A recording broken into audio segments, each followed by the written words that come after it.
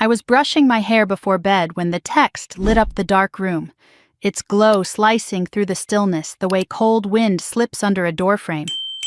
It was nearly 11:30 at night, too late for any message that started softly, and this one didn't. 3 lines. No greeting, no explanation, no kindness. Maya, don't come tomorrow. Scarlett feels uncomfortable around you. It's better for the family if you sit this one out. For a moment I just stared, letting the words sink, then drag, then cut. Uncomfortable around me? The Christmas party I had paid for? The venue I reserved, the wine I pre-ordered, the private room I decorated with gold-white accents because Mom said she wanted something elegant this year? My own family asking me not to attend a dinner I funded felt like stepping outside my own life and watching someone quietly lock the door from the inside. Something in me stilled. Not anger, not grief yet, just a cold, clean click of realization. I didn't reply. I didn't ask why. I simply scrolled to the restaurant's number, pressed call, and when the manager answered cheerfully, I said, "Cancel everything. The person paying just got removed from the list." The silence after that felt like fresh snow, crisp, untouched, and terrifyingly honest. I set the phone on the counter and stood there, feeling the quiet fill the kitchen. It was strange how a message so short could feel like an entire childhood collapsing. I walked to the living room, turned on the small lamp by the couch, and sat down, staring at the string lights I'd never gotten around to taking down since last year. They flickered softly, casting the room in a gentle glow that felt almost mocking. I knew instantly this wasn't about a sudden misunderstanding. Families don't eject you from Christmas overnight. This was the final step of something that had been building for years, slow, subtle, and always wrapped in the same excuse. Scarlett is sensitive. My whole life had been shaped around that sentence. She was the fragile one, the emotional one, the one people tiptoed around. I was the steady one, the strong one, the one Mom praised for not making things harder. All that praise had turned into obligation, and all that obligation had turned into expectation. But seeing it spelled out, "Don't come," made a truth rise in me I couldn't ignore anymore. I opened my laptop. The screen lit the room with a harsher, truer light. My cursor hovered over a file I hadn't touched in months. Household expenses, not shared.xlx. The name alone made something tighten in my chest. I clicked. Rows of numbers filled the screen, tiny and relentless. Years of receipts, payments, transfers. Everything I'd quietly covered because someone had to. Scarlett's overdue utility bills, Mom's dental work, Dad's medication, rent payments when Scarlett forgot, emergency repairs for a car she crashed and never apologized for. Thousands of small rescues hidden inside a spreadsheet no one else had ever seen. Scrolling felt like walking backward through my own life, tripping over every moment I'd let slide. There was a flagged red line I barely remembered creating. Second mortgage, unknown signature. I stared at it until the words blurred. I'd seen something months ago that didn't sit right, something about dates or signatures, but I'd been too tired to dig deeper, too used to carrying everything, too accustomed to believing it was my responsibility to fix things quietly, to keep the peace. I closed my eyes and leaned back. Suddenly I was 13 again, standing in the hallway while Mom soothed Scarlett after another meltdown. "Don't upset her, Maya. You know how she is." Or 17 when I picked Scarlett up after she hit someone's car and Mom whispered, "Just be gentle, she's fragile." Or 20 when Dad lost his job and said, "We're fine," while the mortgage slipped behind and the house teetered on the edge of foreclosure. I was the one who called the bank. I was the one who wired the payment. I was the one who saved the house. And yet, here I was, uninvited from Christmas. The apartment around me grew quieter as these memories settled, not painfully, but with a kind of clarity I hadn't felt before. I wasn't angry, not yet.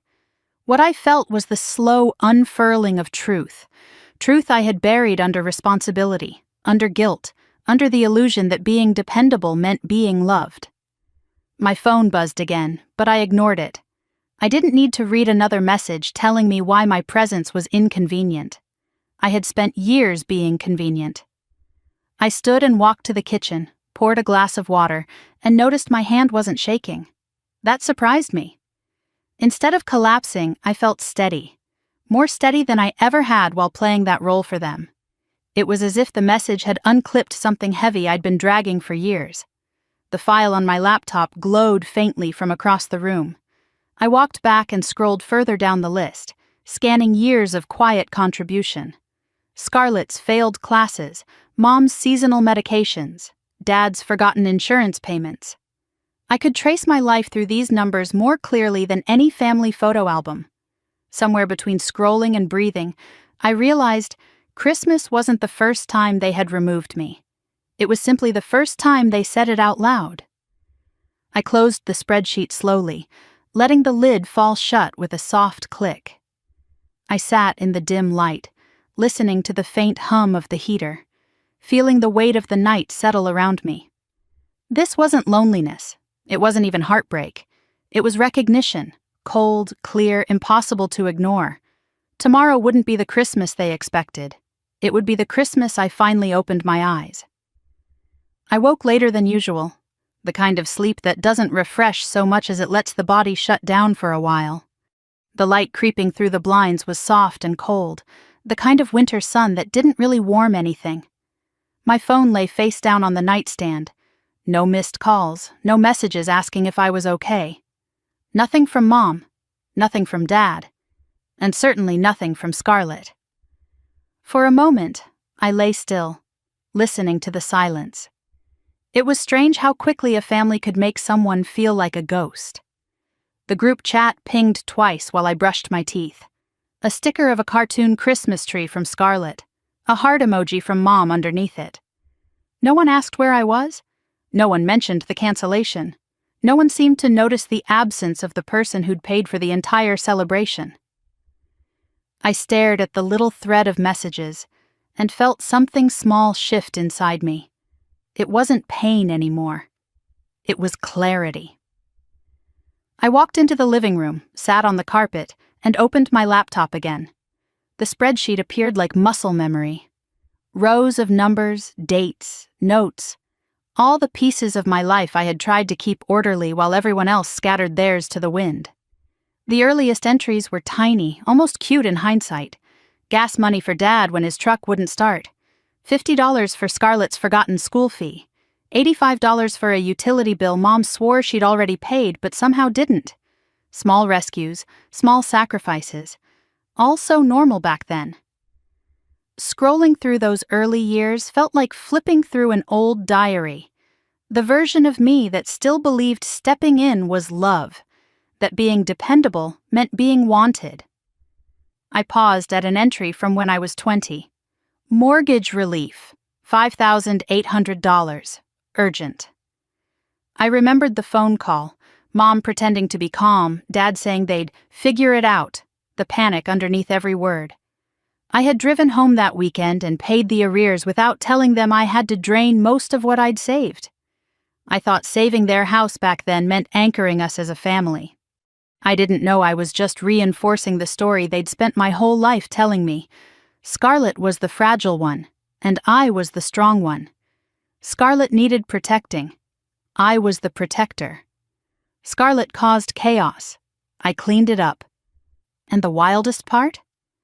I didn't even resent it at the time. I believed it. I believed that being steady was my role.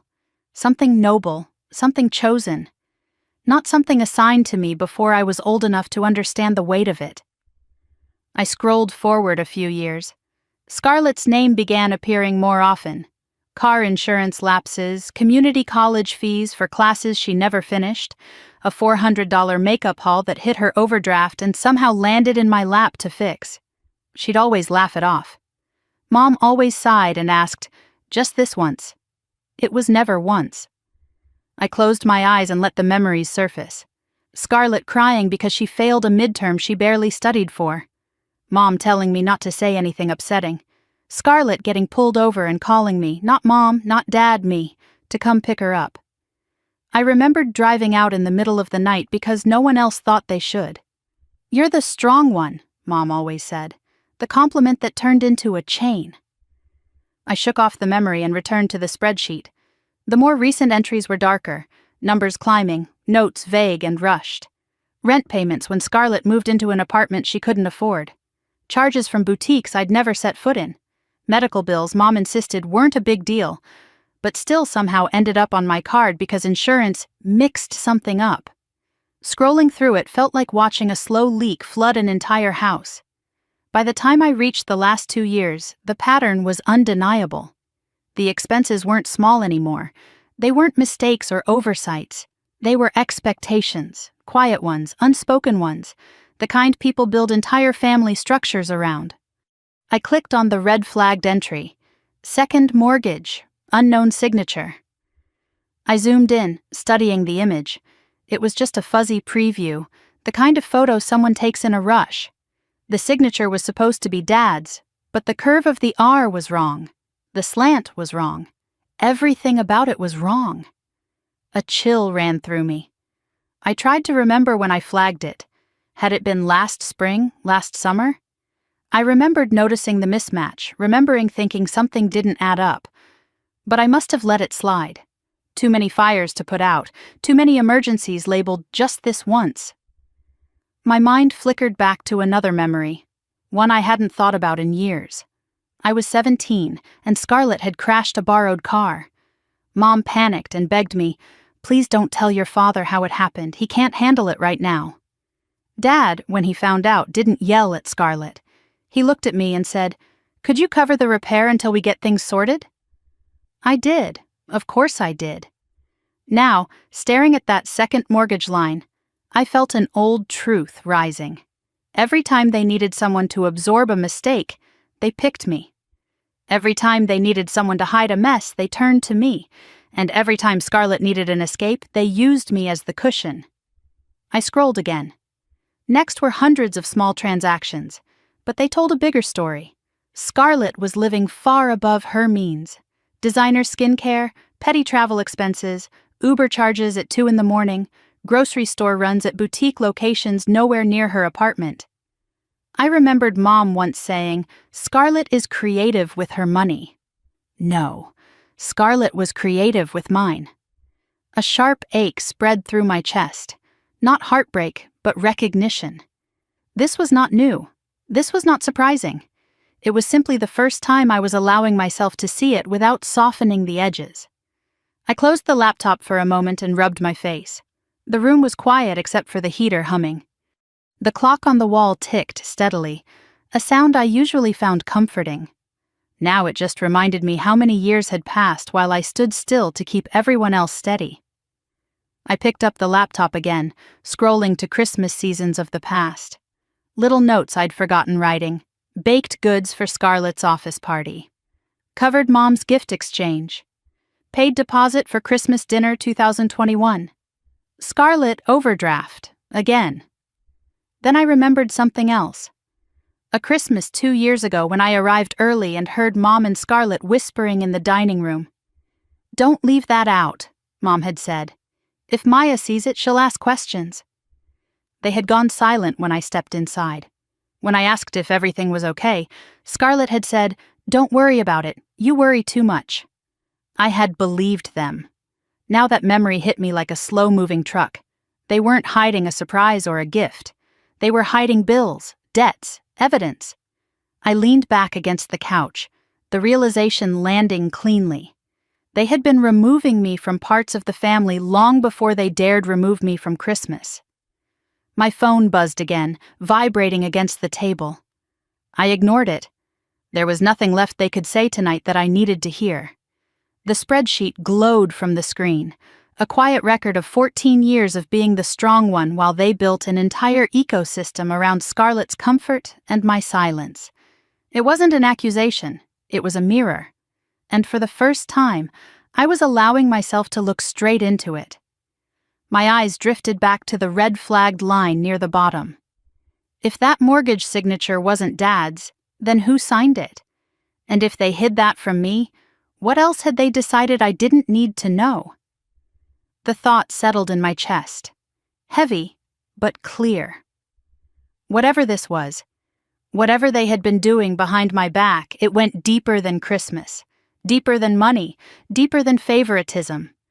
It was a pattern, one I had been too loyal, too hopeful, or too tired to see. Not anymore.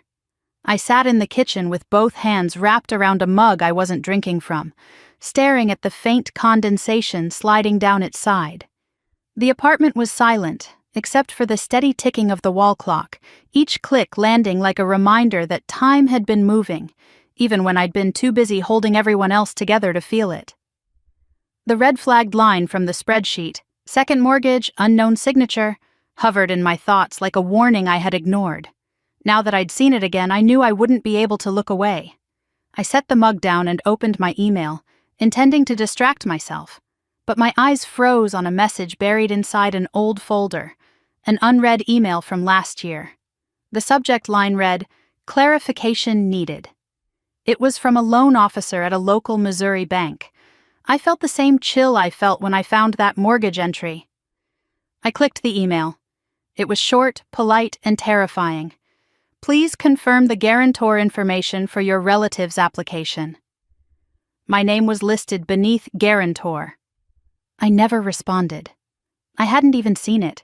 Scarlett must have thought she got lucky that time. Maybe she assumed she could get lucky again.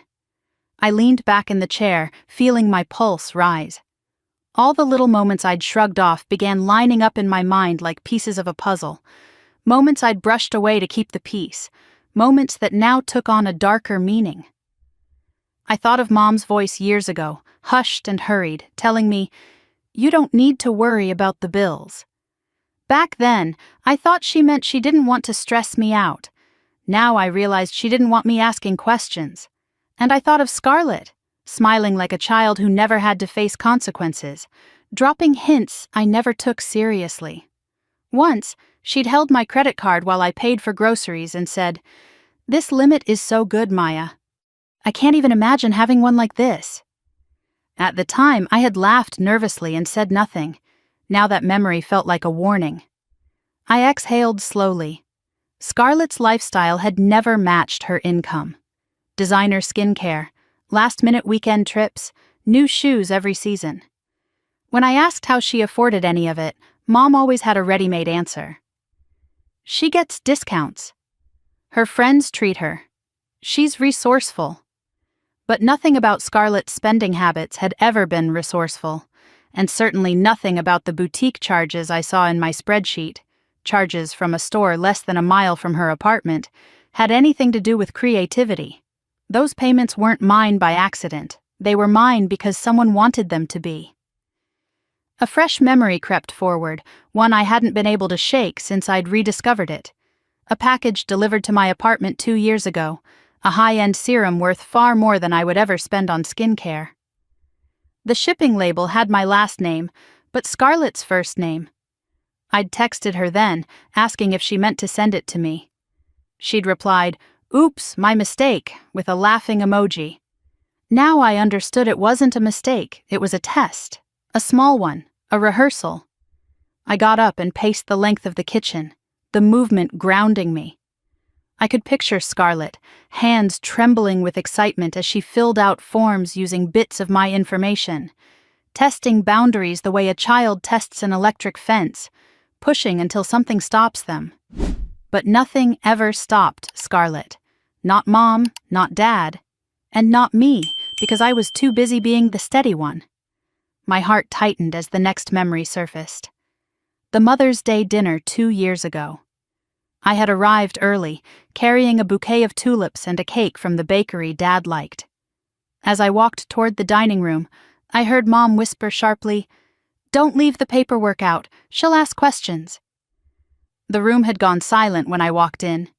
Scarlett had smiled too quickly, her voice too bright, asking me about work, about the weather, about anything except what they'd just been discussing. I had pretended not to notice. They had pretended nothing was wrong.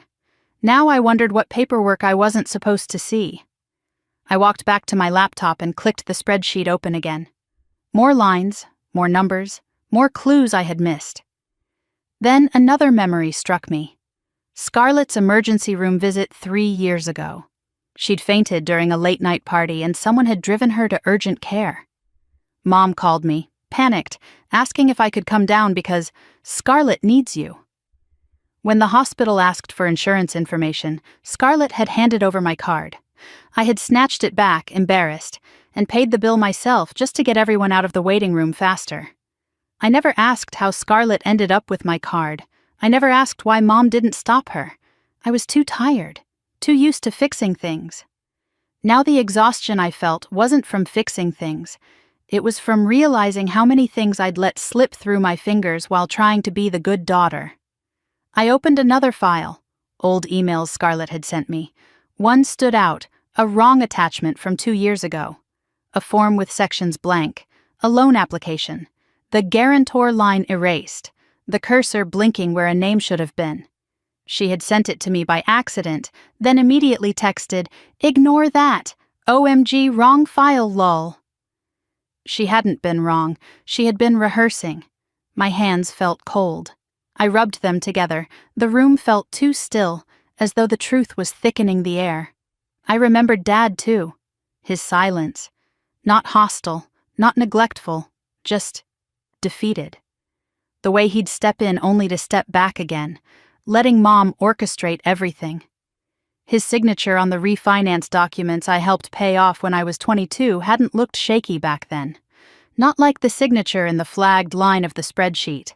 The slanted letters. The uncertain strokes. It didn't match. I wasn't someone easily fooled by handwriting. I'd signed enough documents for all of them to know the difference between someone's hand and someone's attempt. I sat down again, suddenly drained. The heater hummed steadily. Outside, the street was quiet, coated in winter light. Inside me, something was shifting, something fragile cracking open, making room for truth I had refused to see. Being steady had always been treated like a compliment, but now I saw it for what it was. Training. Training to stay quiet, training to carry the weight, training to not question, training to be the one who cleaned up the mess, paid the bills, fixed the crises, absorbed the consequences. I thought about Scarlett's voice the last time she snapped at me. "Why do you always make everything a big deal?" As if responsibility was drama. As if asking questions was betrayal. As if I existed to hold her world together. Another memory surfaced from years earlier. Scarlett, 17, sobbing in the back seat after she'd backed Dad's car into a mailbox. Mom had fussed over her, cooing, "It's okay, honey, Maya will handle it." I had driven the car to the repair shop. I had paid the bill. Scarlett had never apologized. Instead, she'd kissed my cheek and said, "You're the best. Seriously." I didn't feel like the best now. I felt like someone who'd been played so expertly I didn't know where my own intentions ended and their expectations began. I looked back at the spreadsheet. The numbers told a story. My memories filled in the rest. I thought of Dad again. The way he'd grip the edge of the kitchen counter when he was nervous. The way he always avoided looking at me directly when finances came up. The way he said, "We're managing," as if managing meant hiding documents in drawers and hoping I wouldn't notice until it was too late. I wondered if he'd tried to stop anything. I wondered if he even knew how deep it went. A realization flickered through me. Mom and Scarlett had been controlling the information flow for years. They had built an entire system around keeping me out of the loop while keeping me in the role of fixer. I wasn't completely sure who had forged what, or who had approved what. But I knew one thing. The truth wasn't an accident. It was a pattern. My chest tightened again, but this time not from fear, from understanding. I closed the laptop gently, feeling the weight of 14 years settle into one thought. This wasn't something that happened overnight. This wasn't about Christmas. This wasn't even about money. It was about the way my family had trained me to disappear behind my usefulness. It was about the way they had rewritten the story of who I was supposed to be. I stood up slowly, breathing in the cold stillness of the room. They had removed me from Christmas. But long before that, they had removed me from the truth. And now that I could finally see that truth clearly, I knew something else too. I wasn't going to let them hide anything from me ever again. The envelope wasn't where I'd left it. I stood in the kitchen with the drawer open, staring at the empty space where that off-white rectangle had been tucked under a stack of takeout menus. For a moment, I wondered if I'd imagined it, if the exhaustion of the past few days had twisted my memory. But no, Dad had handed it to me last June, sliding it across my counter with a quiet, almost solemn look I hadn't known how to read. "Open it when you need to," he'd said. I hadn't needed anything that day. I did now. I checked the other drawers, then the basket on top of the fridge, then the shelf above the microwave where I kept spare chargers and batteries. Nothing. A strange unease crept up my spine. Who would have moved it? No one had been in my apartment. No one except me. I forced myself to slow down, breathe, and think. Dad had placed it on the counter. I'd tucked it into my paperwork box, old tax returns, expired warranties, manuals I never read. I opened the closet and pulled the box onto the floor. A few folders slid out. Behind them, nestled at the bottom like something that had been hiding from me, was the envelope. My hands weren't steady when I picked it up. The paper felt softer than I remembered, worn at the edges as though time had been working on it quietly. My name was written on the front in Dad's handwriting, neat but slightly shaky, the way it had become over the past couple of years. Maya. Just that. No note, no hint. I sat at the dining table, the envelope cold against my fingertips, and let the weight of the moment settle. Dad wasn't a man who shared feelings, let alone wrote them down. If he'd put something in writing, it meant he didn't trust himself to say it out loud. Or maybe he didn't trust the house, Mom, Scarlett, to let him say it. I slid a finger under the flap and opened it slowly. Inside was a stack of papers clipped together and a small lined note folded twice over. The clip trembled slightly in my hands as I lifted the first page. Bank statements. The transactions were small at first. $60, $85, $120. Grocery stores, pharmacies, convenience shops. Then larger withdrawals. $800 at a boutique near Scarlett's apartment. $1,400 from an auto repair shop I didn't recognize. A transfer for $350 to a store Scarlett used to tag on Instagram. I swallowed hard. My name wasn't on any of these accounts, but I knew my money had indirectly covered half of them. Every time Mom came to me saying things were tight this month, every time Scarlett had cried about a bad patch, I'd stepped in without asking questions. I'd assumed the money went where they said it did. It hadn't. I kept flipping. Receipts were stapled to the pages. Notes in Dad's handwriting appeared in the margins, tiny, cramped, as if he'd written them late at night, afraid someone might see. Needed for Scarlett. Covering until she gets back on her feet. Janet said she'd handle. Then a sentence circled twice. Can't let Maya know, she's done enough. My throat burned. I picked up the next page. It was a printed email between Dad and a financial advisor. The subject line made my stomach drop. Refinance options. I read. The advisor warned that refinancing again might be risky. Dad wrote that the last payment had been missed because Scarlett promised she would take care of it. Another line. Janet thinks keeping Maya out of it is best. She has her own life. I squeezed the paper so tightly it wrinkled around my fingers. They had been drowning, and instead of calling the daughter who saved their home once, they turned to the daughter who drowned them. I unfolded the small note last. Dad's handwriting filled the center of the page, shaky but deliberate. Maya, I made mistakes. Your mother too. We thought we were protecting her.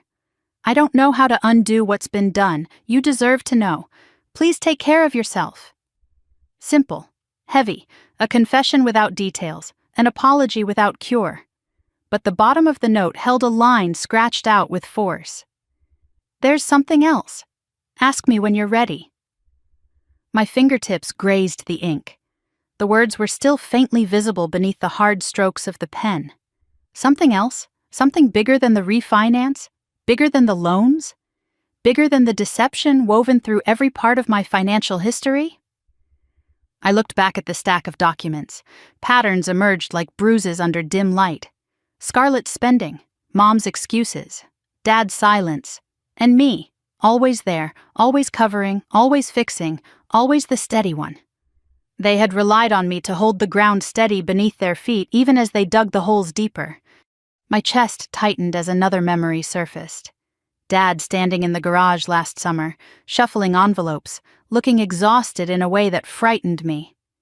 I'd asked if he needed help. He'd said no, he'd insisted. But now, seeing the dates on these papers, I knew he had lied. Or maybe he hadn't been allowed to tell me the truth. I flipped another page and froze.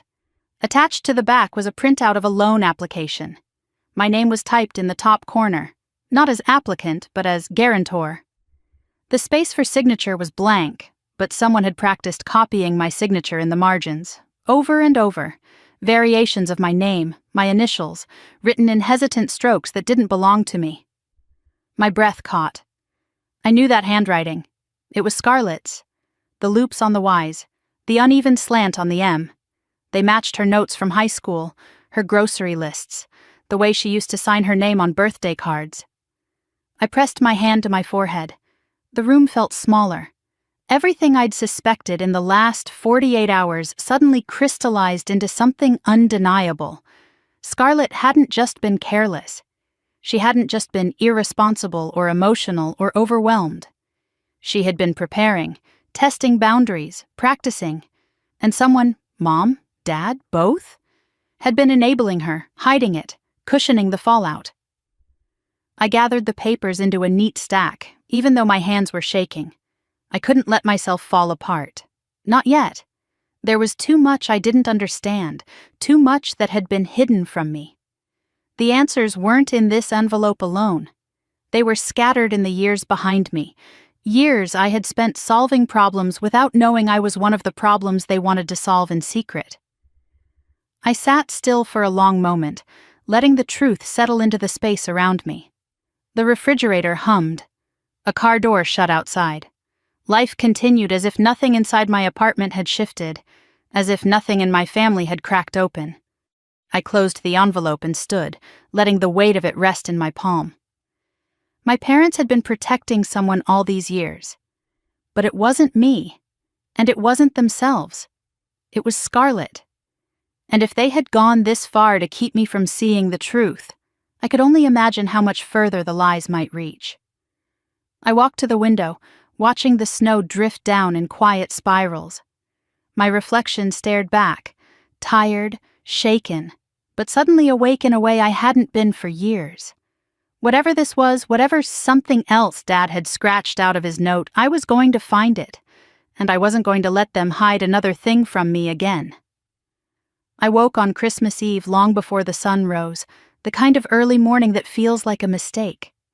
My body was exhausted, but my mind had been awake since 3, replaying every line in the documents from Dad's envelope, every red flag in my spreadsheet, every memory I had once softened so I could keep loving the people who caused it. By the time the weak daylight crept in, I gave up on sleep and moved to the kitchen, where the quiet felt too loud. I made coffee out of habit more than desire. The scent filled the room, warm and familiar, but I couldn't bring myself to take a sip. I stared at the steam rising from the mug, thinking about the text Mom sent the night before. Don't come to the party. 3 lines sharp enough to slice through years of unspoken obligations. It should have hurt more. Instead, it felt like the final piece of proof. My laptop still sat open on the table from the night before, its screen dimmed but not asleep. When I tapped the keys, the spreadsheet blinked back to life. Endless rows of what I had paid for, what I had covered, what I had been responsible for without anyone acknowledging it. For a moment, I just stared at the columns, letting the glow illuminate the dark kitchen like a quiet interrogation light. Then my phone buzzed, a voicemail notification. Unknown number. Timestamp, 2 weeks ago. My stomach tightened. I pressed play. A man's voice, professional but warm, filled the room. Hi, this is Tom Reeves from First Capital Credit Union. I'm calling for Maya Hartman. I just wanted to confirm a cosign request submitted on October 30th for a new personal line of credit listed under Scarlett Hartman. If you could give us a call back to verify authorization, we'd appreciate it. He listed a number. Thanked me, ended the call. I sat frozen. Scarlett had tried to open a loan with my name attached and hadn't even bothered to tell me. Not even a text. Nothing. She had simply submitted my identity as a resource to her bank like she was ordering takeout. A slow wave of cold swept through me. I replayed the voicemail. Once, twice, a third time. The tone didn't change, but the meaning grew heavier. The bank had paused the application only because they couldn't reach me. If I had picked up a spam call or responded without thinking, the loan might already be active. My signature, faked. My credit, risked. My life, treated like a spare key she could take without asking. I opened my email again and searched my spam folder on impulse. A series of messages popped up, the earliest from nearly a year ago. Thank you for your application. Please confirm your interest. Final attempt to reach you regarding your credit request. All addressed to me, all referring to applications I had never filed. My hands shook. Scarlett had been doing this longer than I realized. I clicked through the emails, each one a quiet betrayal wrapped in polite corporate language. One message even listed the verification phone number she'd used. My number, but off by one digit. A trick. A workaround. She had intentionally made herself the reachable contact so the calls wouldn't come to me. I pressed a hand to my forehead as the reality settled, sharp and undeniable. Scarlett didn't accidentally use my name. She didn't misunderstand paperwork. She didn't panic or make a one-time mistake. She had planned this. She had practiced. She had assumed I would never notice. I opened the spreadsheet again, scanning the years of financial patches I had made for them. Rent payments, grocery runs, overdrafts, medical bills. Repairs they didn't want to deal with. So many emergencies that were just moments when someone didn't feel like taking responsibility. And Scarlett, always Scarlett, hovered at the center of it. Emotionally fragile, financially reckless, spiritually allergic to accountability. I had spent years absorbing the fallout of her choices because Mom said she needed protecting. Now I realized Scarlett wasn't fragile. She was entitled. The kind of entitled that grows roots when a family waters it with excuses. I closed the laptop and stared out the window. Snow had begun to fall, soft and quiet, landing on the sill like tiny white confessions. For a brief moment, I felt everything and nothing at once. Christmas Eve used to mean waking early, prepping dishes, organizing car rides, making sure Dad took his medication, making sure Mom didn't forget the gifts, making sure Scarlett didn't spiral into another meltdown. It used to mean responsibility, obligation, work disguised as love. This year, I wasn't invited. And for the first time, I wasn't desperate to fix it. I needed answers, not invitations. I grabbed my phone and called the number from the voicemail. My heart thudded hard in my chest as the line rang. First Capital Credit Union. This is Alex, a cheerful voice answered. Hi, I said, steadying my breath. I received a call about a cosign request under my name. I'd like more information. Sure, one moment. Typing, paper shuffling. Then a pause long enough to confirm my fear. Yes, I see it here, he said. A personal line of credit, submitted by a Scarlett Hartman. She noted that you were traveling, so she gave us an alternate number to reach you. I felt my stomach turn. Did you receive a signature? I asked. We did receive a scan, but I'll be honest, it didn't look fully consistent. That's why we tried to reach you directly. My fingers tightened around the phone.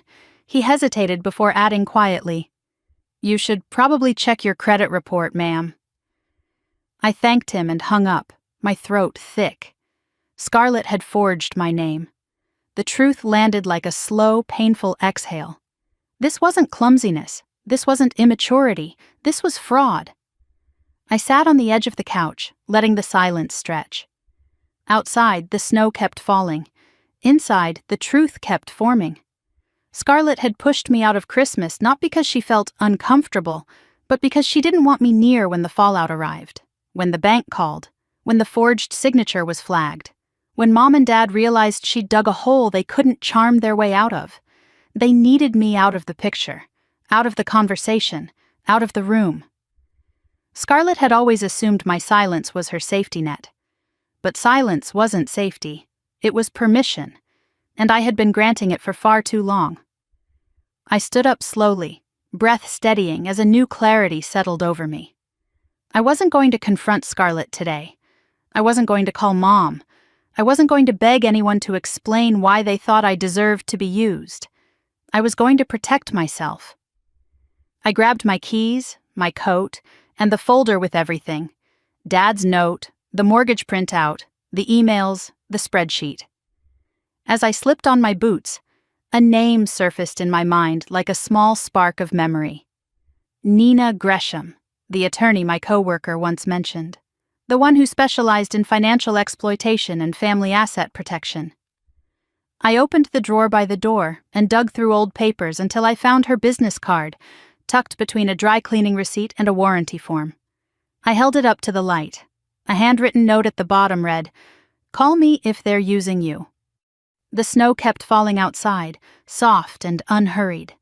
Tomorrow I would call her, and for the first time in my life I wouldn't be calling to fix my family. I would be calling to protect myself from them. The wind outside was sharp enough to make the windows groan when I woke the morning after Christmas, but the air inside my apartment felt strangely still, like the world was holding its breath with me. I lay there for a moment, staring at the ceiling, aware of the heaviness in my chest, but also of something else, something quieter. Resolve. No new messages, no apology, not even a question asking if I was okay. Of course there wasn't. My family had spent years pretending my feelings were a luxury they couldn't afford. I got out of bed, made coffee I barely tasted, and sat at the table with the business card I'd dug out of the drawer the night before. The name printed on it felt heavier now. Nina Gresham, Financial and Family Asset Protection Attorney. Underneath, the handwritten line stared back at me. "Call me if they're using you." What an easy sentence for someone else to write. What a lifetime of weight those 5 words carried for me. I dialed. The phone rang twice before a calm, clipped voice answered. "Law Office of Nina Gresham." My throat tightened. "Hi, my name is Maya Hartman. I think I need help." There was a pause, not suspicious, not impatient, just listening. "Are you available today?" I asked. "Come in at 10, the assistant replied. "Bring any documents you have." I checked the clock. It was 8:40, 2 hours to gather 14 years. I moved through my apartment, pulling papers into a stack. The envelope from Dad, the mortgage printouts, the screenshots from my spreadsheet, the emails Scarlett had sent by mistake, the voicemail recording from the credit union.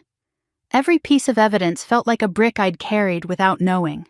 When I finally zipped the folder closed, it felt almost too heavy to lift. The drive across town was quiet. The snow from yesterday had turned to frost, the streets pale and slick. I kept replaying my conversation with the credit union rep, his careful tone when he said the signature didn't look consistent. That phrase had looped in my mind all night. Scarlett had signed my name. Scarlett had used my information. Scarlett had assumed, expected, that I wouldn't find out. The building where Nina's office was located sat on a side street near the courthouse district, an old Victorian converted into offices. It was tall, with white trim and wide windows that let in the winter light, the kind of place that felt like it had seen too much truth to be impressed by anything. I walked up the steps, clutching the folder. My breath fogged in the cold. Inside, the office smelled faintly of lemon polish and paper. A woman at the desk looked up, offered a small, knowing smile, and motioned for me to sit. Before I could, a door opened. "Maya?" a voice called. I turned. Nina was shorter than I expected, somewhere in her 50s, with dark hair streaked silver and eyes sharp enough to cut glass. She didn't shake my hand. She just gestured toward her office like she'd been expecting me for months, not minutes. "Come," she said, "let's talk." Her office was simple. No family photos, no clutter, just a large desk, clean lines, and a lamp casting soft light across the surface. "Tell me what brought you here," she said.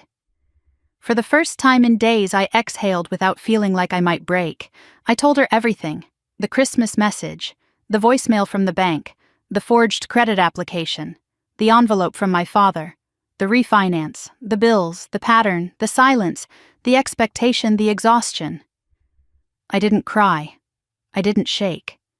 My voice stayed steady, not because I wasn't hurting, but because the hurt had calcified into truth.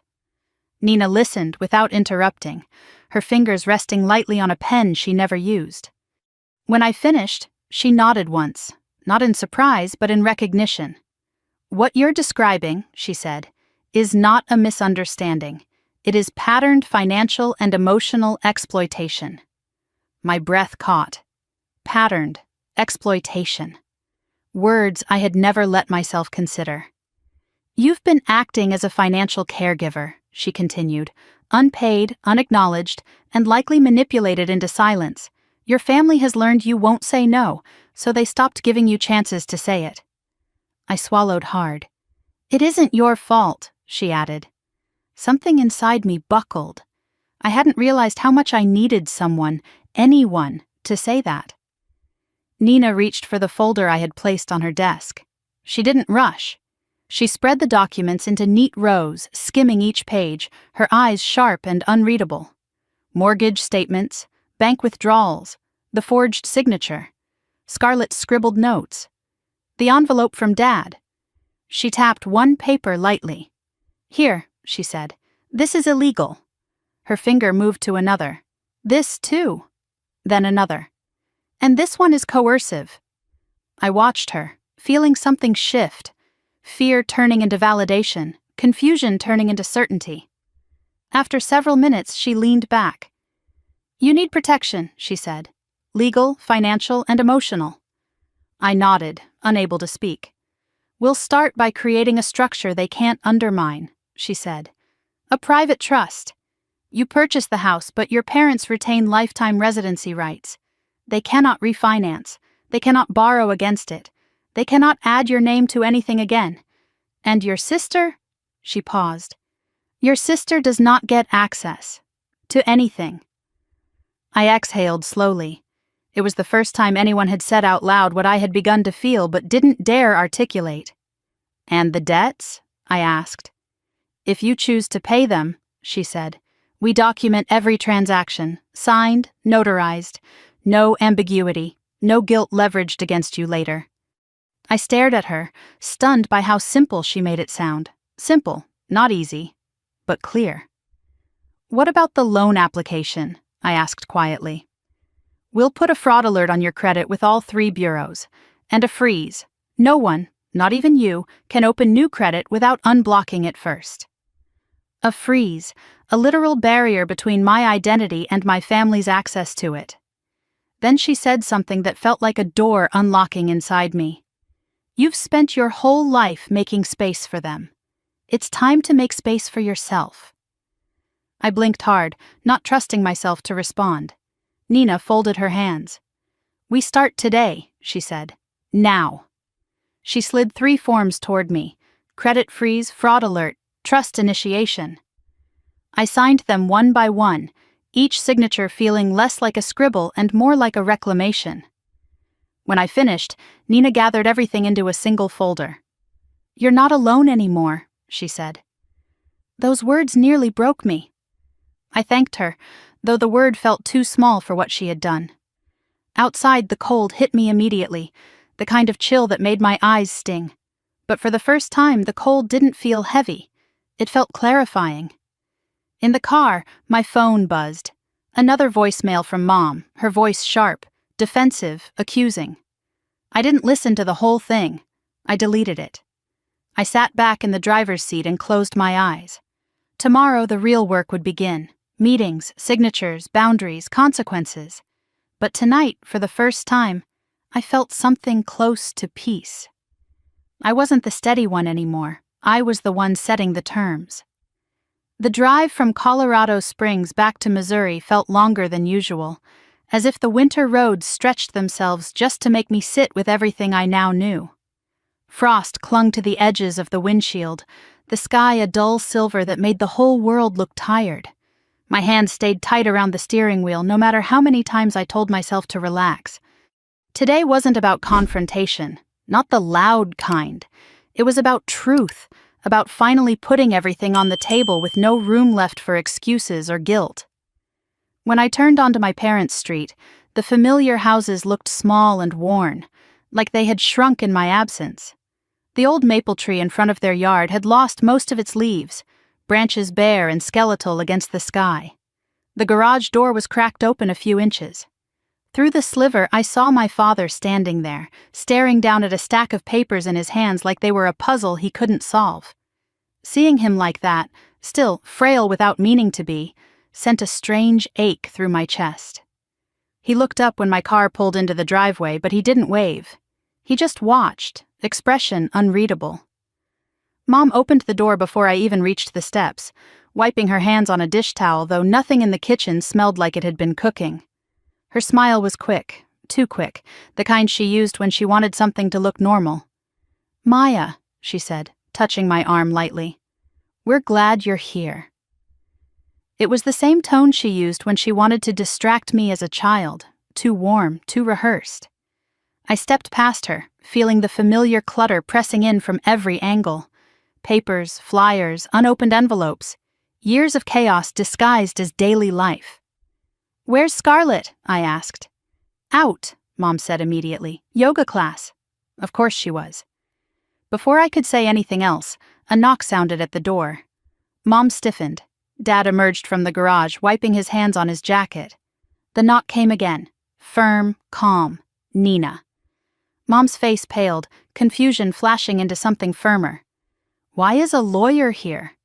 "She's here for me," I said, keeping my voice steady. "And for you." Mom blinked rapidly. "This is a family matter.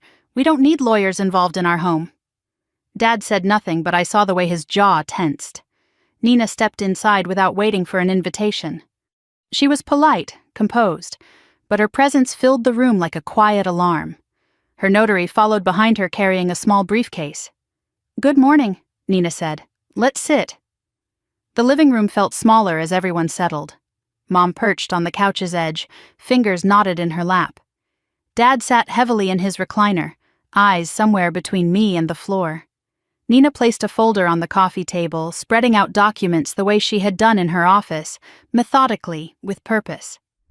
"I'm here," Nina began, "because there are matters of financial stability and asset protection that require immediate attention." Mom's head snapped up. "This is unnecessary. Scarlett said she was handling—" "Scarlett," Nina said evenly, "has been involved in activities that put this household in jeopardy." Mom's face flushed. "What are you talking about?" Nina pushed forward the refinance statement. "Your mortgage is behind." Mom's breath hitched. Dad stared harder at the carpet. "This is private," Mom whispered. "It became unsafe when signatures were falsified," Nina said. Dad jolted slightly, as if struck by a sound only he could hear. Mom shook her head. "We didn't want to worry her. Maya has her own life. She's always had more than—" "Mom," I said, my voice firm but calm. "I saved this house once already. I should have been told before you refinanced again, before payments were missed." Mom turned to me, eyes wet and wide. "We were trying not to burden you. Scarlett said she could manage it. She said—" "She didn't," I said. "She couldn't." Silence flooded the room. Nina slid forward another document, the credit application with my forged signature. Mom covered her mouth. Dad let out a sound somewhere between a groan and a sigh, something deep and tired. "This is identity fraud," Nina said. "Your daughter attempted to use Maya's credit without her consent. This is a serious legal offense." Mom swallowed hard. "It wasn't meant to be illegal. Scarlett was just overwhelmed. She said Maya always takes care of her. She said, That I would help, I finished for her. That I always would. Dad finally lifted his eyes. They were red. She told us you didn't need to know, he whispered. She said it would only upset you. Dad, I said softly, you should have told me. His face crumpled. Not loudly, just enough that I felt something tear inside me. Nina waited for the silence to settle before sliding one final document across the table. This is the trust agreement, she said. Maya is purchasing your home under a private trust. You will retain lifetime residency rights, but you will no longer be able to refinance, borrow against it, or use the property as collateral. Mom blinked. Our house belongs to her now? It always did, I said quietly. I saved it once. This time I'm protecting it. Mom took the paper with trembling hands. Dad stared at the second page, fingers hovering over the signature line. What does this mean for Scarlett? He asked, voice barely audible.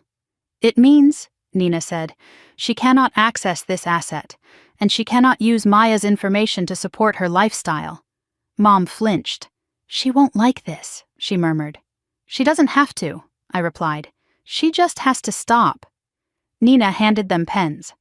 My parents exchanged a long look, fear, guilt, resignation blending into something heavier.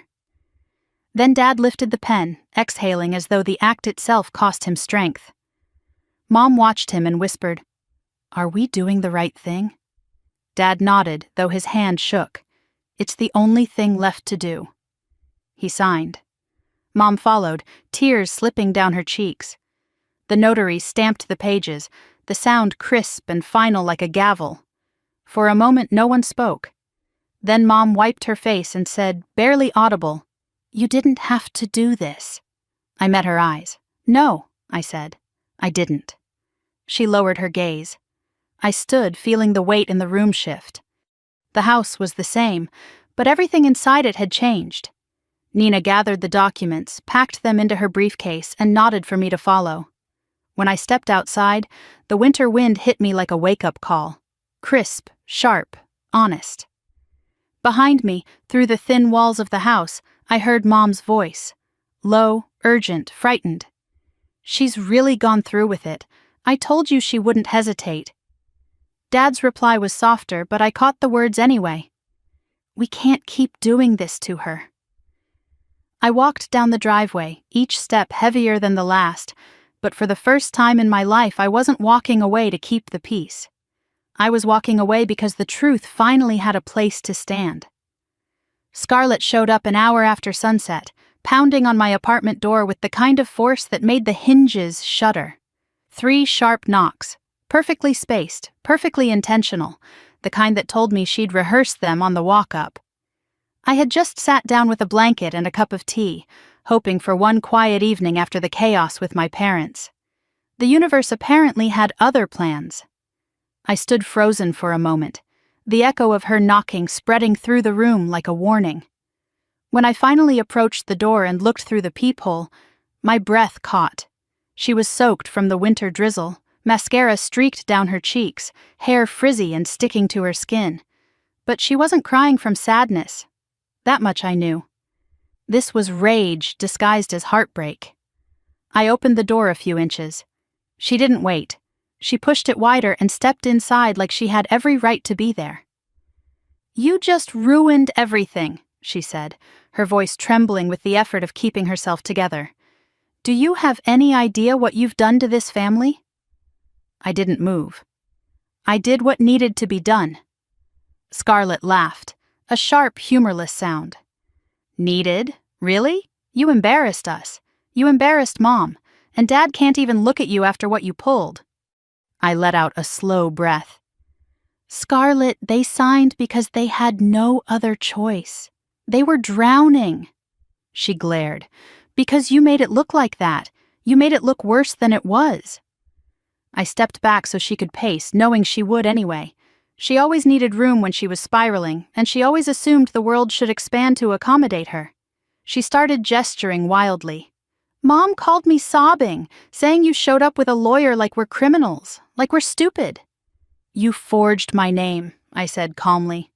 Scarlett froze, then she turned, eyebrows knitting together as if she couldn't believe I would bring that up, as if it was the rude part of this conversation. "Why are you even digging through my stuff?" she snapped. "Why are you trying to make me look bad? You used my identity to apply for a loan." She rolled her eyes and let out a scoff. "I thought they wouldn't call you. They weren't supposed to. It was just supposed to go through." My heartbeat slowed to a cold thud. "So you admit it." Scarlett folded her arms, shifting her weight from one foot to the other like a child caught lying but still determined to win the argument. "You always make things dramatic.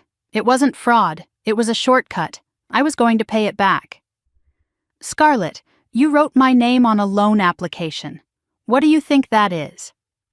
She didn't answer. Her jaw clenched, her eyes darting around the room as if she could find a version of reality that suited her better. "I told Mom you'd overreact," she muttered. That sentence hit like a slap. "She said you'd help," Scarlett added. "She said you always do." I felt something in my chest shift. Not break. Break implies it was whole to begin with. No, something unlatched. Something internal stopped pretending. I grabbed the folder I had placed deliberately on the entry table before she arrived. I'd known, somewhere inside, that she would come. I opened it and pulled out the loan application with the attempted signature. "Is this your shortcut?" Scarlett looked at the page, at the uneven imitation of my name, and the color drained from her face. For a moment she seemed small, like she wanted to shrink back into the version of herself she used as a shield. But then her chin lifted with practiced defiance. "Mom said it would be okay. She said you wouldn't mind." I stared at her. "I mind." Her eyes flickered. Surprise. Then insult. "So what? You're punishing us now? Punishing me? You took the house. You trapped Mom and Dad with those stupid rules. You shut me out completely." "I protected them," I said. "I protected myself." Scarlett's lip trembled, but it wasn't from sorrow. It was frustration, the kind she used to mask the truth. "You think you're so perfect," she hissed. "You think you're the hero, but you ruined Christmas, and you made Mom cry for hours." A cruel little part of me wondered if Mom had cried because she lost access to my bank account. Scarlett stepped closer. "If you undo the trust, we can fix this. We can pretend it didn't happen. No one has to know you went crazy and made everything legal." I stared at her. "I didn't go crazy. I got clear." She blinked, not understanding. "You don't want a sister," I said, my voice steady. "You want access." She drew in a sharp breath. "How dare you?" "You forged my name, Scarlett. That's not—" "You stole my information. It wasn't like that. You lied to Mom and Dad." She snapped her mouth shut, fury widening her eyes. "You had me pushed out of Christmas so I wouldn't be around when the bank called," I said. "Admit it." She looked away, jaw clenched so tight a muscle jumped in her cheek. Her silence was more honest than anything she'd said all night. A single tear slipped down her cheek, but even that felt weaponized. "Mom will never forgive you for this." I felt the words rather than heard them, a tired, predictable threat. One Mom had used for years. One Scarlett had grown up mimicking. "I'm not asking her to," I said quietly. Scarlett rubbed her sleeve across her eyes, pacing again. Then she stopped at the door, gripping the handle like she needed something solid before her world fell apart. "You think you're free now?" she spat. "You think cutting us out makes you strong?" I didn't raise my voice. I didn't move toward her. I didn't explain. I simply said, "I finally understand where the door is." She stared at me for a long second, eyes burning, then yanked the door open. The hallway light framed her as she stepped out, leaving wet footprints on the floor. "Merry Christmas, Maya," she said bitterly, and slammed the door behind her. The echo rattled the air. I stood in the quiet that followed, the kind of quiet that wasn't empty but clean, fresh, different. Scarlett was gone. But the damage she'd done, the truth she'd revealed, was still spreading through every corner of my life. And the next call I received wasn't from her. It was from a man saying he had found a box with my name on it, a box filled with things Scarlett never meant for me to see. The call came just after 9 the next morning, right as I was trying to convince myself to eat something. The phone buzzed across the counter, screen lighting up with an unfamiliar Missouri number. For a second, I considered letting it go to voicemail. Every call from Missouri lately had brought some new variation of disappointment, but something tugged at me, so I picked up. "Is this Maya Hartman?" a gravelly voice asked. "Yes," I said slowly. "This is Tom. I manage the Fairview Street storage warehouse. We've been clearing out a unit left behind after a property cleanup. I believe we found something with your name on it." My heartbeat stalled. "My name?" "Yes, ma'am. Written on the side of a box. Thought you might want to take a look before we toss anything." A chill crawled up the back of my neck. "Who rented the unit?" "Belonged to the previous homeowners," he said. "A couple named Hartman." My parents. I grabbed my coat before the call even ended. The drive to Fairview Street felt like sinking deeper into a story I hadn't meant to uncover. The warehouse sat behind a chain-link fence, rows of pale metal doors stretching across cracked pavement. Tom, a man in his 60s with a denim shirt and tired eyes, met me at the entrance and led me through the aisles. "This unit was emptied last week," he said as we walked. "Your parents told us most of it was junk." Of course they did. He stopped at a small, open unit. Inside, a single cardboard box sat on a folding table, corners soft from age. My last name was scrawled across the top in thick black marker. Maya H. I didn't remember packing anything like this. I didn't remember ever storing anything here, which meant someone else had written my name. Tom folded his arms. "Didn't open it," he said. "Figured you should." My fingers trembled as I lifted the lid. Papers, not photos, not holiday decorations, not forgotten keepsakes. Papers, folders, receipts, statements, loose pages, spiral notebooks, all jumbled together as if someone had tried to hide them in a hurry. The first stack I pulled out was a bundle of receipts. Boutiques, salons, grocery stores, nearly all from places near Scarlett's apartment. Charges I didn't recognize. Some matched entries in my spreadsheet, some didn't. Then I found something worse. A half-completed loan application. The top portion filled out with Scarlett's handwriting, her bubble-like letters unmistakable. The guarantor section had my email, my old phone number, and my former address.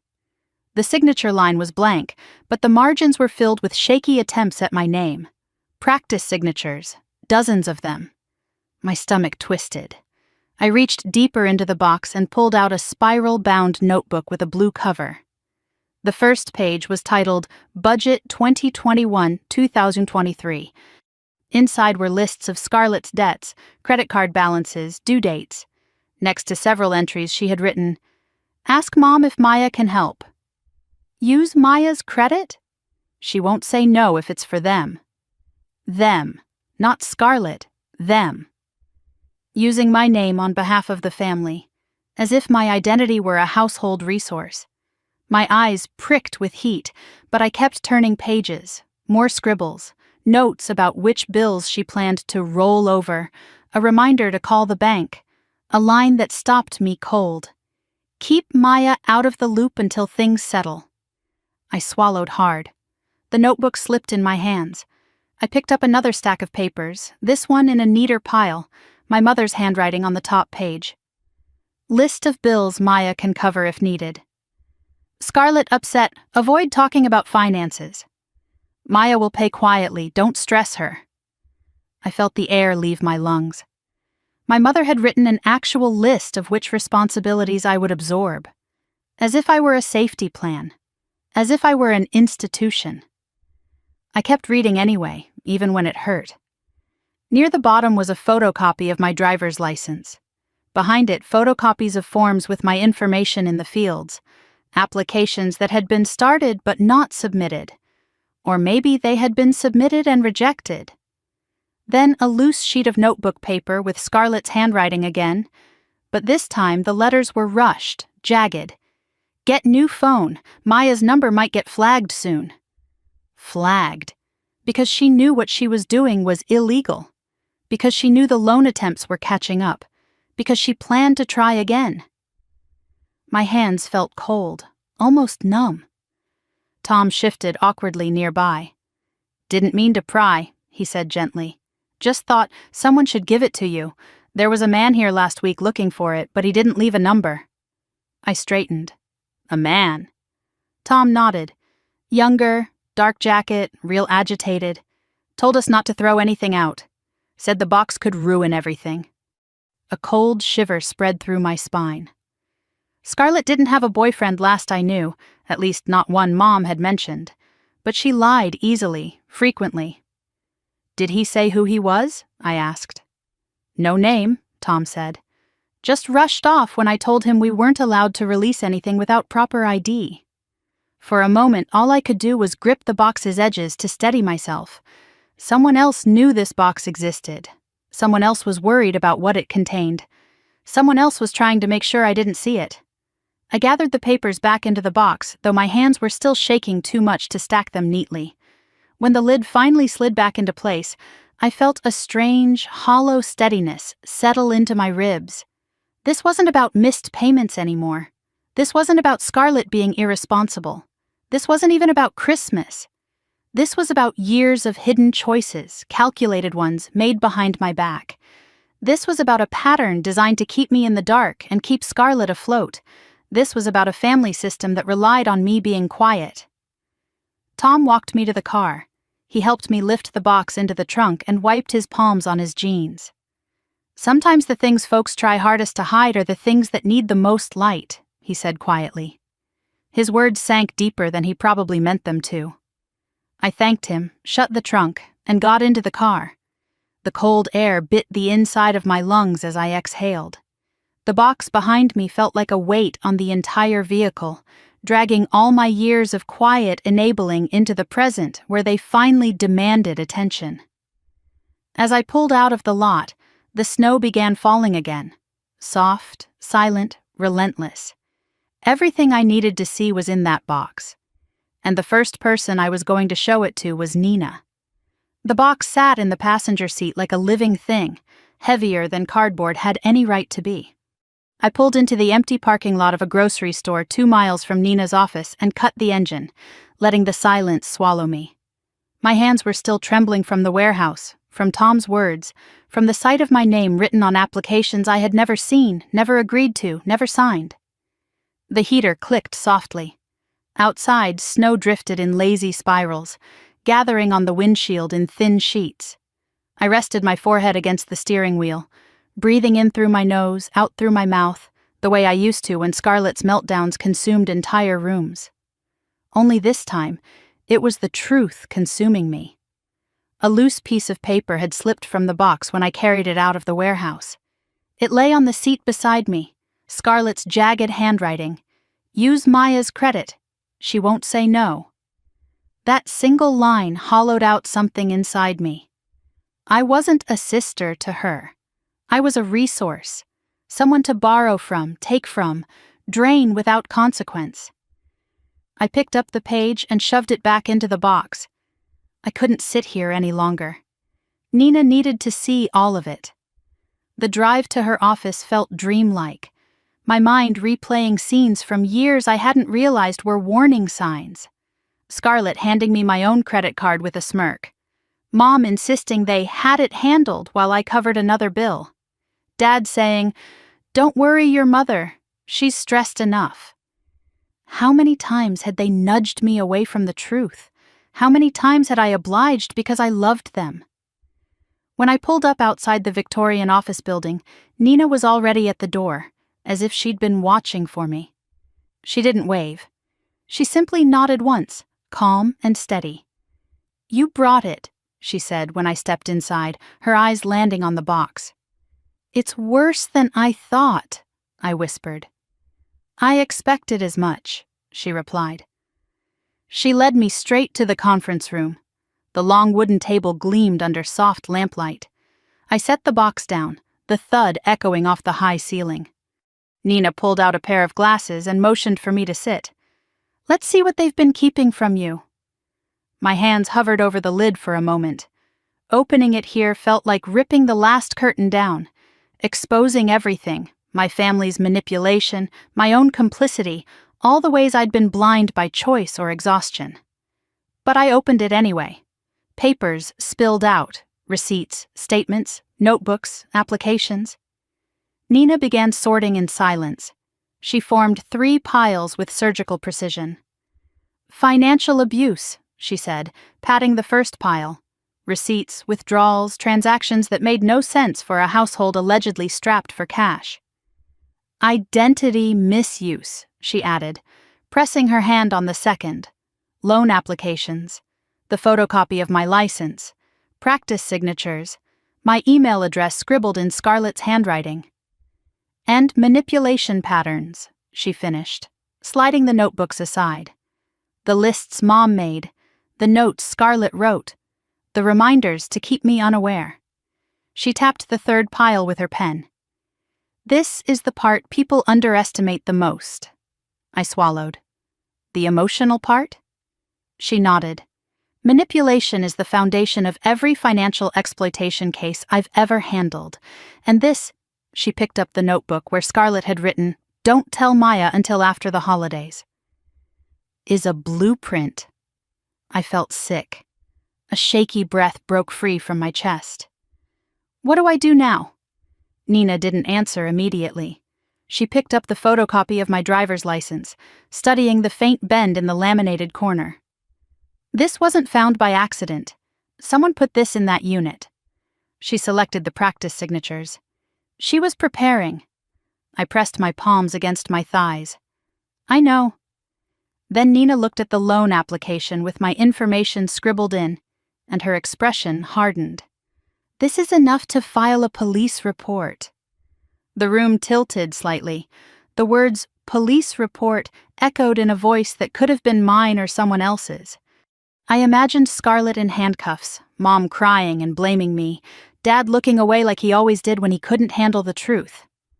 I'm not ready to do that, I said. Not yet, Nina agreed, but we're going to protect you whether you file or not. She reached into her briefcase and pulled out a stack of forms. This is the freeze plan. We lock down every avenue your family has been using to siphon from your life. I stared at the stack. What does that mean? It means after today they can't borrow against your name. They can't open credit. They can't refinance using your information. They can't access your financial accounts. Not 1 inch of your identity will be available to them. Her voice was calm, not cold, not angry, just factual, unshakable. I nodded slowly. Tell me what to sign. We spent the next half hour working through everything. A fraud alert at all 3 credit bureaus. A full credit freeze. A request for documentation for every attempted credit pull made in the last 12 months. Then Nina opened a folder marked Trust Amendment. Your parents' house will be sealed, she said. No new liens, no refinancing, no access granted to anyone except the independent trustee we're appointing today. My stomach flipped. Scarlett won't be able to touch it. She won't be able to breathe near it, Nina said simply. And if she tries, the trust locks automatically. For a moment I just sat there letting those words settle around me like a shield. Nina slid the amendment toward me. Sign here. By the time I'd signed the last document, 10 pages later, my hand was shaking. Not from fear, but from the unfamiliar sensation of taking control. You're reclaiming your life, Nina said, watching me carefully. This is what that looks like. I exhaled slowly. It feels strange. It will get easier, she replied. Boundaries always feel wrong to people who were trained to ignore them. Her words sank deep. Now, she said, leaning back, there's one more step. She handed me a blank sheet of paper.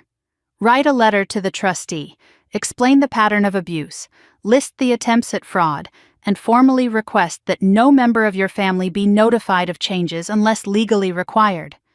I stared at the page. What do I say? Facts, Nina said. Only facts. Let the truth be enough.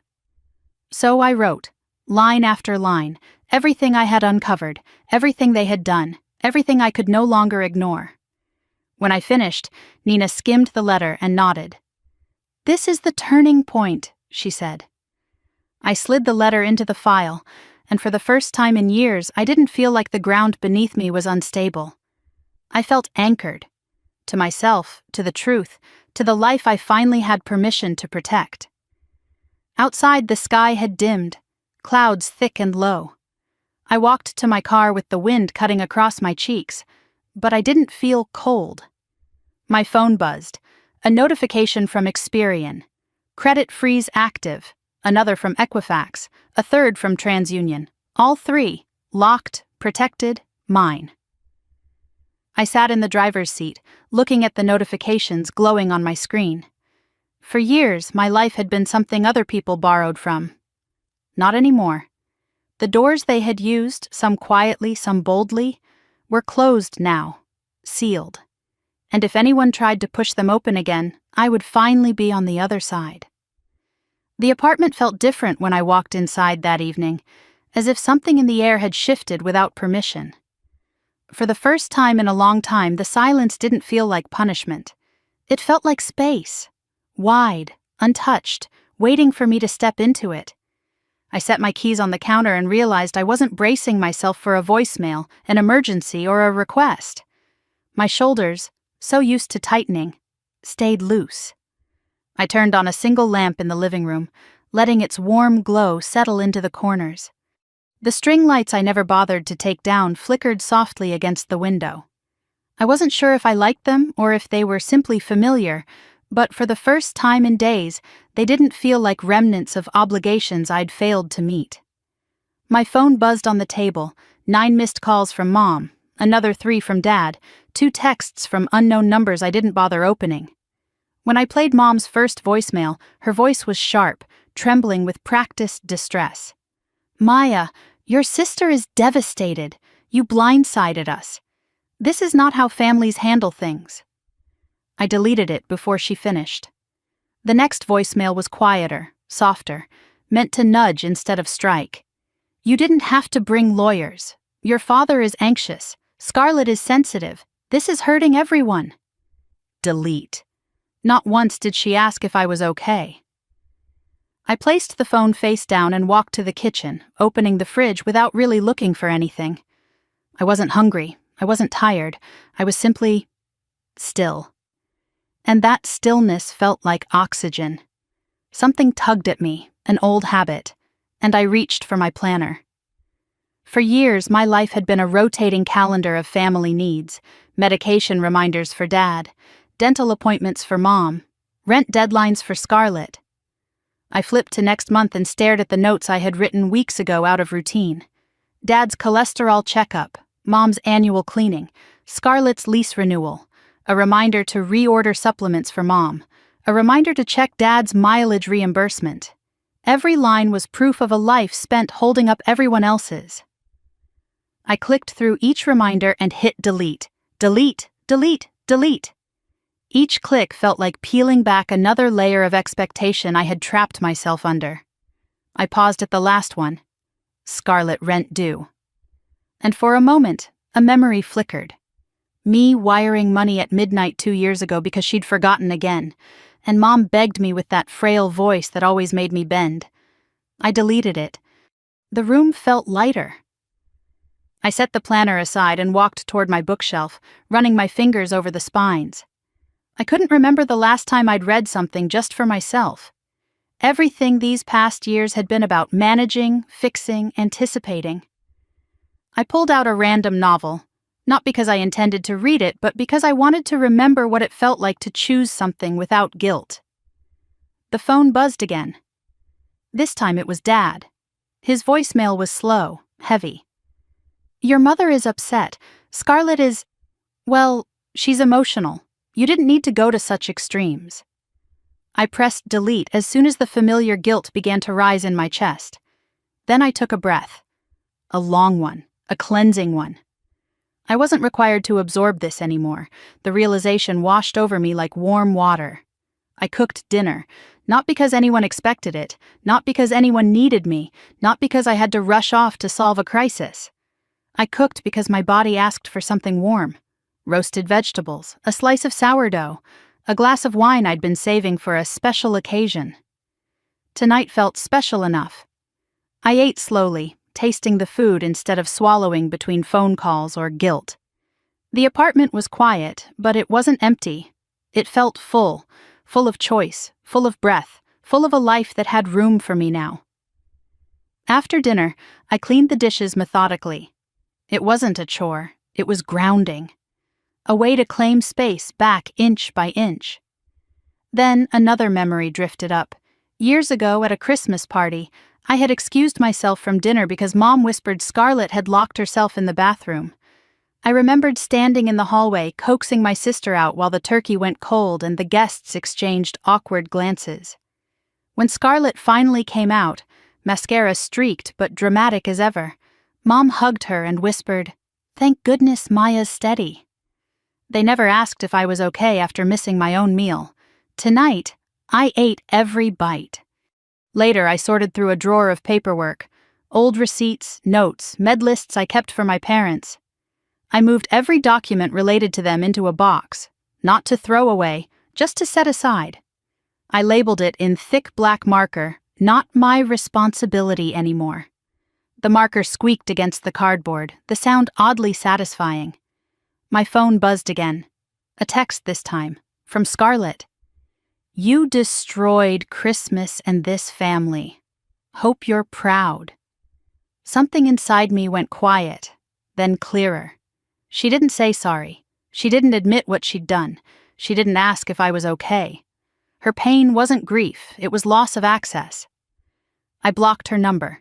I didn't cry. I didn't shake. I felt something I hadn't felt in decades. Peace. The hours slipped by. I lit a candle, turned off the overhead lights, and let the soft flame cast shadows across the room. This quiet, this silence, wasn't the kind that came from abandonment. It was the kind that came from reclaiming space. My phone buzzed one last time around 10. I almost ignored it, but the transcription preview caught my eye. "Your mother asked me to check on you. She's worried how you might react." A woman's voice. Someone Mom knew but didn't want to talk to directly. Even now, even after everything, my mother wanted reassurance she wasn't the villain in her own story. She wanted to make sure I wasn't planning to do anything that required her to feel guilt. I stared at the message, the candle flickering beside me. They weren't worried about losing me. They were worried about losing what I provided. The truth landed softly this time. I put the phone down gently and walked to the window. Outside, snowflakes drifted in slow spirals, catching the light from the street lamps. The world looked quiet, clean. I whispered, almost without meaning to, "I'm finally free." And I was. I didn't respond to the voicemail. I didn't call back. I didn't explain myself or soften the edges or offer comfort where none had ever been given to me. For the first time in my life, I chose silence, not as a burden, but as a boundary. I curled up on the couch with the blanket still warm from earlier. The candle flickered one last time before steadying its flame. My breathing slowed. My body softened into the cushions. The quiet didn't scare me anymore. It felt like a doorway. And tomorrow, I would walk through it. The morning light wasn't bright, just soft enough to touch the edges of the apartment and remind me that the world hadn't ended, even if something inside me had. Or maybe something had begun. I stood by the window with a cup of tea warming my palms, watching the snow outside gather on the railing like a fresh layer of quiet. For the first time in my life, the silence didn't feel like anticipation. It felt like peace. No missed calls, no frantic texts, no guilt dripping through my notifications like it used to. Just stillness. I turned away from the window and began cleaning the apartment. Not out of obligation, not to make space for anyone else, but to make space for myself. I opened drawers I hadn't touched in years, pulling out stacks of old receipts, notes for my parents' appointments, grocery lists they'd sent, reminders I'd created to take care of things they forgot. One by one, I placed them into a large cardboard box. Every bill paid on their behalf. Every note I wrote to myself to check on Mom. Every printout of Scarlett's late payments I'd quietly covered. All the invisible labor of a lifetime. I sealed the box with a firm strip of tape and wrote on it in thick marker, "Not my responsibility anymore." It wasn't anger, it was clarity. A boundary drawn gently but unmistakably. As I tucked the box into the back of the closet, I found another envelope, one from years ago, yellowed at the edges, Scarlett's handwriting on the front. I hesitated, then opened it. Inside was a hospital bill from an ER visit years back, listed under primary contact. My name, my number, my address, another decision she'd made without asking. But instead of the familiar ache, I felt a strange lightness.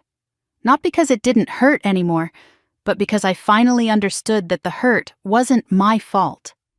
I set the envelope aside and walked back into the kitchen, breathing in the warm scent of roasted garlic and thyme. I had started cooking without even realizing it, letting my hands move on instinct, chopping vegetables, rubbing herbs into a small chicken, preparing a meal that wasn't for a crowd, or for crisis management, or for someone else's preferences. It was just for me. I set the table slowly, intentionally, one plate, one fork, one linen napkin I rarely used. I poured a glass of red wine, watched the way the light caught in its surface, and for the first time in more than a decade, Christmas dinner didn't feel like performing. It felt like living.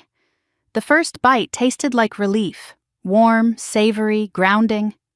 I ate slowly, savoring each bite the way I had savored almost nothing in my adult life. No one called to interrupt. No one needed me to come rescue them.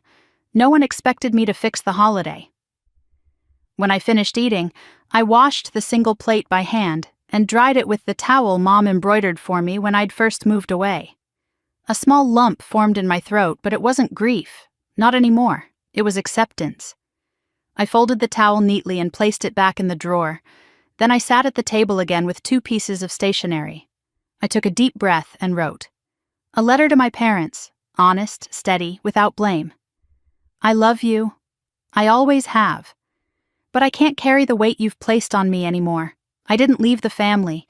I simply stepped out of a role that was slowly breaking me. And one to Scarlett, shorter, simpler. I hope you learn to take responsibility someday. I'm choosing a different path now. One that doesn't hurt me to walk. I folded both letters and slipped them into an envelope I never intended to mail. Writing them wasn't about being heard. It was about letting go. The last light of the day faded into a soft gray. Snowflakes tapped gently at the window. The whole apartment hummed with a calm I didn't know how to name. I curled up on the couch with a blanket, letting the warmth cocoon me. My phone buzzed once. A holiday greeting from a coworker who barely knew me but cared more than most of my family ever had. The message made me smile in that small, quiet way you smile when something touches an old bruise gently instead of pressing on it. I whispered into the dim room, I'm finally okay. And for once, I believed it. I thought about everyone who had ever carried too much, ever been the steady one, ever been told to be quiet for the sake of keeping peace that never included them. I thought about how many people had learned to shrink themselves for family who didn't notice. This story wasn't just mine. It belonged to so many like me. If you've ever had to choose yourself for the first time, you know this feeling. The tremble of freedom, the ache of boundaries, the softness of peace you didn't know you deserved. Thank you for staying with me through all of it. If my story made you feel seen or gave you courage, I'd love if you shared your thoughts below. Tell me if you've ever had to set a boundary with someone you love. Tell me if you've ever reclaimed a part of your life you thought you'd lost. And if you'd like to hear more stories like this, stories about healing, truth, courage, and the quiet power of choosing yourself, I'd be grateful if you stayed, liked, subscribed, or simply came back for the next one. After all, sometimes the bravest stories are the quiet ones we finally tell ourselves.